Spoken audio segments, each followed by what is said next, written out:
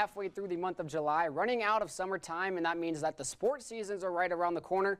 But before we get to those, we still have a few more summer weekends, which means some more tee times for the best golfers in the area. For the past few days at Ross Rogers Golf Complex, it has been a battle to see who will be taking home the crown of the 73rd annual Budweiser partnership. And as we know by now, no two major tournaments are formatted the same, and there are very few, if any, other tournaments like the Bud. It's a 2v2 bracket with a low ball, low total format, meaning whichever player out of the two groups has the lowest score on the hole wins a point, and the second point is given to the team who has the lowest combined score between the two.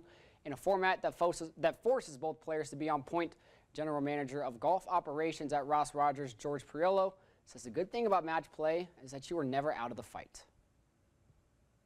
I've seen teams play lousy and still win because the other team just didn't have it that day. But I've seen both teams play very well, and somebody has to win, somebody has to lose. The good part about the match play is if a guy does have a bad hole and makes a triple bogey, it's only cost him 1 point.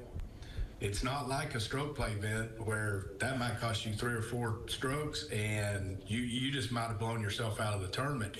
In this deal, you lose the point, you move on to the next hole, you got a chance to get it back, and you didn't really lose all that much ground. So match play is very unique.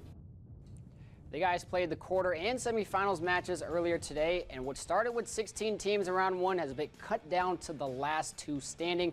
Andrew Brewer and Kent Neal taking on Zach Norrell and Drew Backus.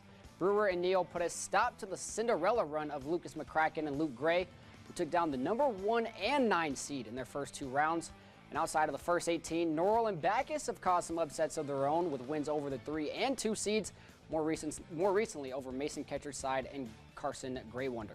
You can check it right back here tomorrow at 10 to find out who the champion is and hear from the winners.